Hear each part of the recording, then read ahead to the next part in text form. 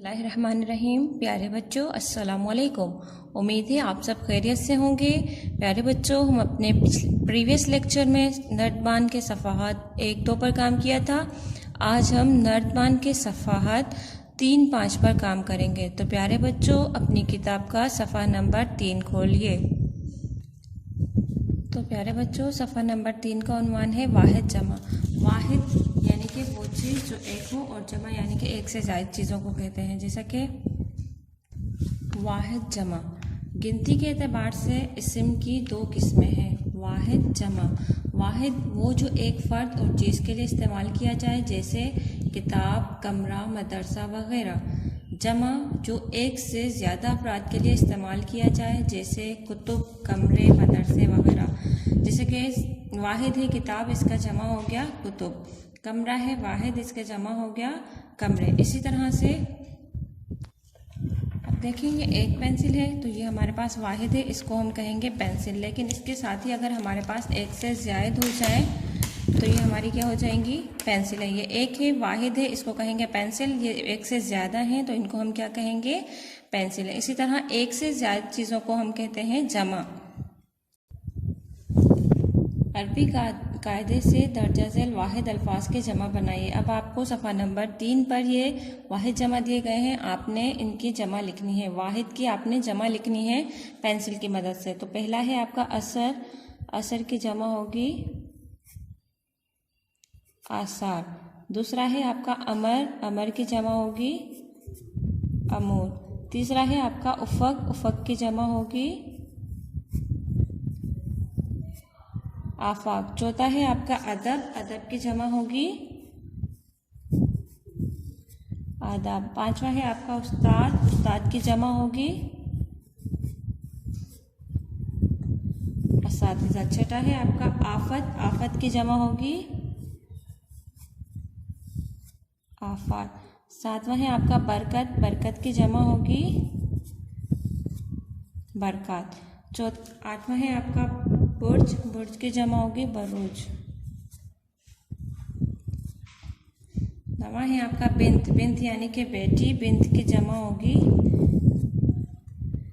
बिन्नात। 10वां है आपका बाप, बाप की जमा होगी अबवाब। 11वां है आपका किस्त, किस्त की जमा होगी अक्सार। 12वां है आपका जद, जद की जमा होगी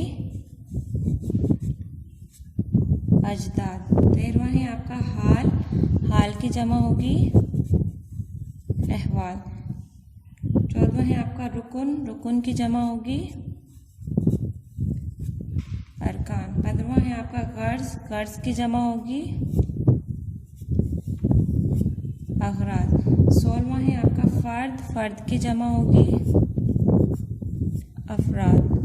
17वां है आपका फ़ाल, फ़ाल की जमा होगी अफ़आल। 18वां है आपका तदबीर, तदबीर की जमा होगी तदाबीर। 19वां है आपका तोहफ़ा, तोहफ़ा की जमा होगी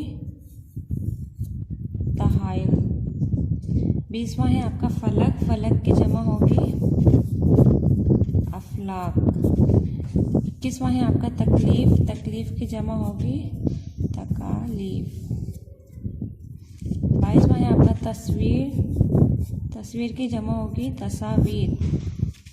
23वां है आपके जानिब, जानिब की जमा होगी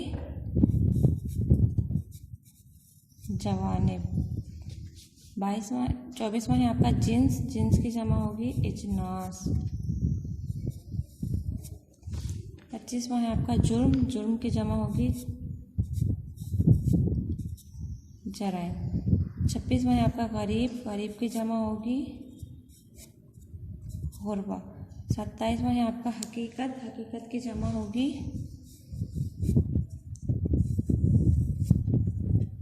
हकाइक। 28वां है आपका तोड़, तोड़ की जमा होगी अतवार। 29वां है आपका वहम, वहम की जगह होगी ओहाम। 30वां है आपका शक्ल, शक्ल की जमा होगी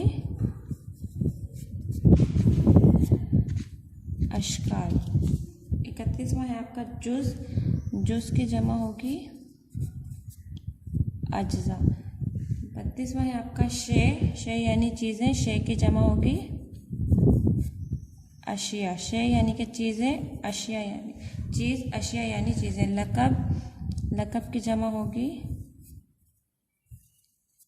अलकाब। कौम, कौम की जमा होगी आपकी अक़वाम। तो प्यारे बच्चों, आपका नर्तबान का सफ़ा नंबर 3 जिस पर हमने वाहिद जमा थे मुकम्मल हुआ। अब आ जाइए सफ़ा नंबर 5 की जानिब। सफ़ा नंबर 5 का हमारा टॉपिक है अल्फाज का दुरुस्त इस्तेमाल, यानी कि रोज़मर्रा के अल्फाज का दुरुस्त इस्तेमाल बयान में खूबसूरती पैदा करने के लिए होता है। इन अल्फाज के गलत इस्तेमाल करने पर जुमला तो अदा हो जाएगा, लेकिन उस ज़बान की खूबसूरती और बलागत ख़त्म हो जाएगी। तो इसलिए जब हम अपने जुमले इस्तेमाल करें तो उन्हें दुरुस्त तरीके से इस्तेमाल किया जाए। खाली जगहों को मुनासिब अल्फाज से पुर कीजिए। अब आपके पास ये सारे क्या हैं, खाली जगह हैं। आपने इनको क्या करना है, मुनासिब अल्फाज का इस्तेमाल करते हुए इनको फिल करना है। नंबर 1 है आपका आज देश गर्मी है, काफ़ी या बहुत, आपका यहाँ पर होगा आज बहुत गर्मी है। नंबर 2 जहाँ तक मुमकिन देश में आपकी मदद करूँगा, जहाँ तक मुमकिन हुआ या जहाँ तक मुमकिन हो सका, जहाँ तक मुमकिन हो सका मैं आपकी मदद करूँगा। नंबर 3 मैंने उसे कई देश बुलाया मगर वो नहीं आया, मैंने उसे कई दफ़ा बुलाया मगर वो नहीं आया। नंबर 4 अगर तुम देश जाते तो मैं भी ना जाता, अगर तुम नहीं जाते तो मैं भी ना जाता। यहाँ पर ना का इस्तेमाल जो है वो दुरुस्त नहीं होगा, इसलिए हम करेंगे नहीं का इस्तेमाल। नंबर 5 देश मुशायरा कामयाब रही, मजलिस मुशायरा या महफिल मुशायरा, यहाँ पर आपका होगा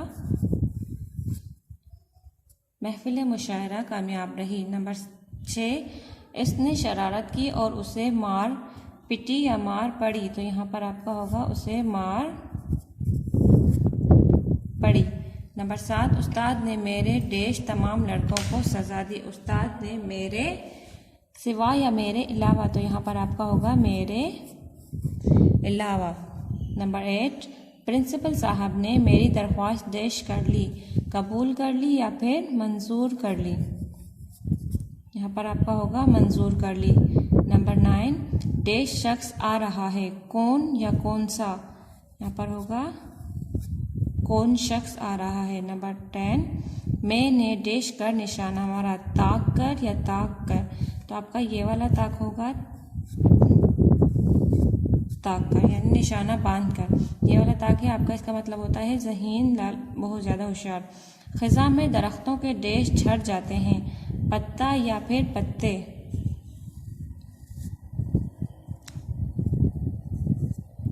ख़ज़ां में दरख्तों के पत्ते झड़ जाते हैं।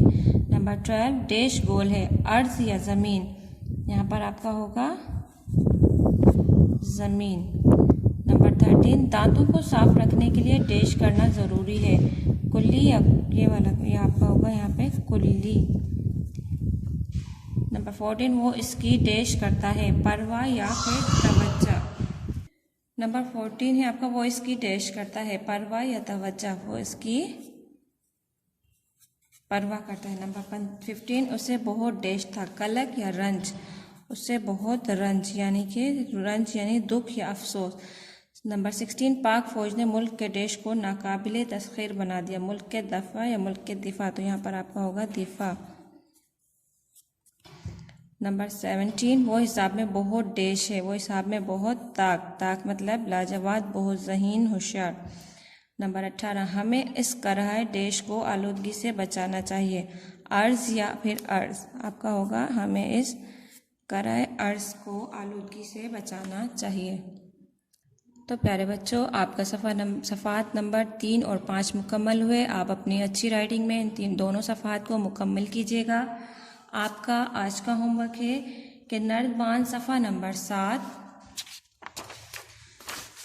7 पर दिए गए नकात, ये नकात जो हैं आपके एक दोस्त की ज़बानी इत्तला मिली, जमात में अक्सर गैर हाज़िरी, बुरे दोस्तों की सोहबत, नसीहत, लापरवाही, अपना शेवा ना बनाओ, फेल हो जाओगे, इल्म से महरूम, बड़े होकर पछताओगे, बुरे लड़कों में ना बैठना, नमाज की पाबंदी करो, उम्मीद करता हूँ जमात में हाजिर, बुरे दोस्तों से बचोगे।